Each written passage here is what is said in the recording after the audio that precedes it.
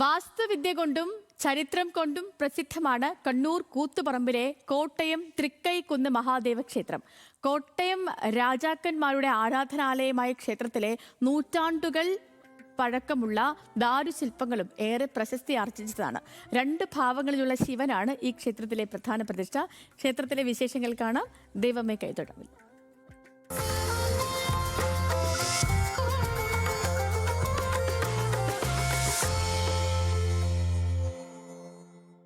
കൊട്ടിയൂർ പെരുമാളിനെ തൊഴുന്നത് കോട്ടയം തമ്പുരാന്റെ പതിവായിരുന്നു.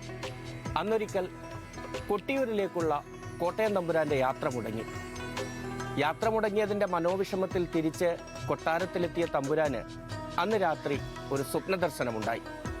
ആ സ്വപ്നദർശനത്തിൽ ശിവഭഗവാൻ പ്രത്യക്ഷപ്പെട്ട് കോട്ടയം തമ്പുരാന് ഒരു നിർദ്ദേശം നൽകി. തൃക്കൈ കാണുന്ന ഇടത്ത് എൻ്റെ ശിവലിംഗമുണ്ടാകും, അവിടെ വന്ന് ഇനി അങ്ങോട്ട് എന്നെ കണ്ടാൽ മതിയെന്ന്. അങ്ങനെ തൃക്കൈക്കുന്ന് മഹാദേവ ക്ഷേത്രമുണ്ടായി എന്നുള്ളതാണ് വിശ്വാസം. ആ വിശ്വാസത്തിൽ അധിഷ്ഠിതമായി ഇന്നും ഈ ക്ഷേത്രം വലിയ പ്രാധാന്യത്തോടു കൂടി തന്നെ ഇവിടെ നിലനിൽക്കുകയാണ്. നിരവധി ആളുകളാണ് ഇവിടേക്ക് എത്തുന്നതും. കാണാം തൃക്കൈക്കുന്ന് മഹാദേവ ക്ഷേത്രത്തിൻ്റെ വിശേഷങ്ങൾ. ഹര ഹര ശങ്കര ജയ ജയ ശങ്കര, ഹര ഹര ശങ്കര ജയ ജയ ശങ്കര, ഹര ഹര ശങ്കര ജയ ജയ ശങ്കര, ഹര ഹര ശങ്കര ജയ ജയ ശങ്കര.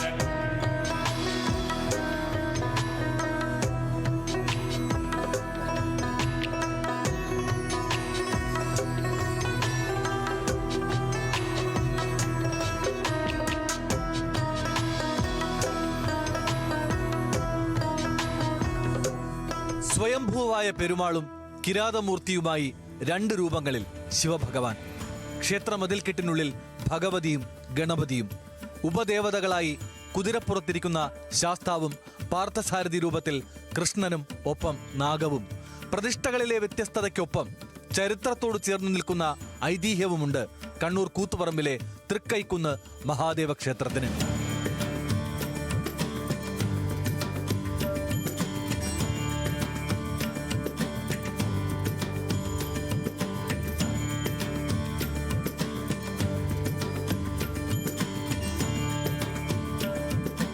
കോട്ടയം രാജവംശവുമായി ബന്ധപ്പെട്ടതാണ് ക്ഷേത്രത്തിന്റെ ഐതിഹ്യം. കൊട്ടിയൂർ പെരുമാളിനെ കാണാനാകാതെ വിഷമിച്ച കോട്ടയം തമ്പുരാന് ശിവഭഗവാൻ കാണിച്ചു കൊടുത്ത സ്ഥലത്തെ സ്വയംഭൂവത്രേ പ്രധാന പ്രതിഷ്ഠ.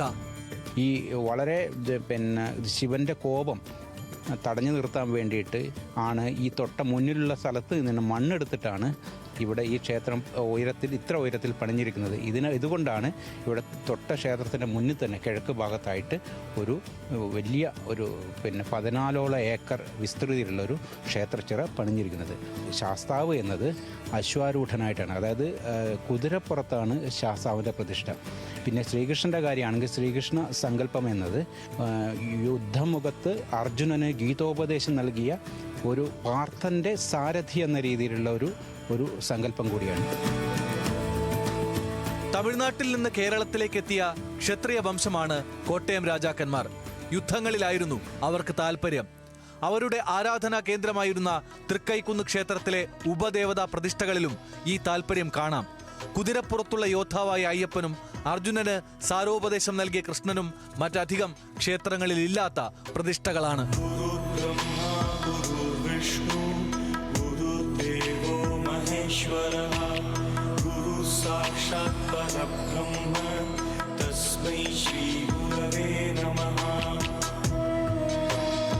നൂറ്റാണ്ടുകളുടെ പഴക്കമുള്ള ദാരുശില്പങ്ങളാണ് മറ്റൊരു സവിശേഷത.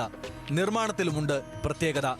സമനിലമായിരുന്ന 3 ഏക്കറിലേറെ ഭൂമി മണ്ണിട്ട് ഉയർത്തിയതാണ് ക്ഷേത്രവും ചുറ്റുപാടും. ഒരു ആൽമരത്തിന്റെ മുകളിലായിരുന്നു തൃക്കൈ കണ്ടതെന്നും അതേ ഉയരത്തിൽ പ്രതിഷ്ഠ നടത്താനാണ് ഇങ്ങനെ ചെയ്തത് എന്നുമാണ് കരുതിപ്പോരുന്നത്.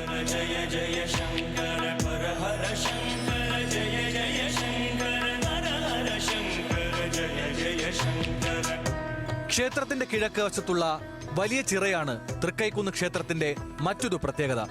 ക്ഷേത്രഭൂമി ഉയർത്താൻ മണ്ണെടുത്തപ്പോൾ രൂപപ്പെട്ടതാവാം ചിറയെന്നാണ് കരുതുന്നത്. കിരാതമൂർത്തിയായ ശിവന്റെ കോപം ശമിപ്പിക്കാനാണ് ജലത്തിന്റെ സാന്നിധ്യമുണ്ടാക്കിയതെന്നും വിശ്വാസമുണ്ട്. വലിപ്പം കൊണ്ട് മറ്റ് ക്ഷേത്രങ്ങളെക്കാൾ മുന്നിൽ നിൽക്കുന്ന ശ്രീകോവിലും പതിവിൽ നിന്ന് വിഭിന്നമായ ഉയരത്തിലുള്ള ബലിക്കല്ലും ക്ഷേത്രത്തിൽ കാണാം.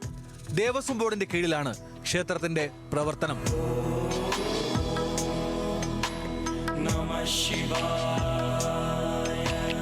ചരിത്രവും ഐതിഹ്യവും പ്രതിഷ്ഠകളുടെ വ്യത്യസ്തതകളുമെല്ലാം കൊണ്ട് വലിയൊരു അനുഭൂതി നൽകുന്നതാണ് തൃക്കൈക്കുന്ന് ക്ഷേത്രം. തൃക്കൈക്കുന്ന് ക്ഷേത്രത്തിലെത്തിയാൽ ക്ഷേത്രത്തിലെ ഭക്തിനിർഭരമായ അന്തരീക്ഷത്തിനൊപ്പം കോട്ടയം ചിറ നൽകുന്ന സുന്ദരമായ കാഴ്ച ഉൾപ്പെടെ ഒരുപാടുണ്ട് കാണാൻ. എന്തായാലും ഒരിക്കലെങ്കിലും വന്നിരിക്കേണ്ട ക്ഷേത്രമാണിതെന്നതിൽ യാതൊരു തർക്കവുമില്ല. മോനിഷ് മോഹനോടൊപ്പം നിഖിൽ അളവൂർ, ന്യൂസ് മലയാളം.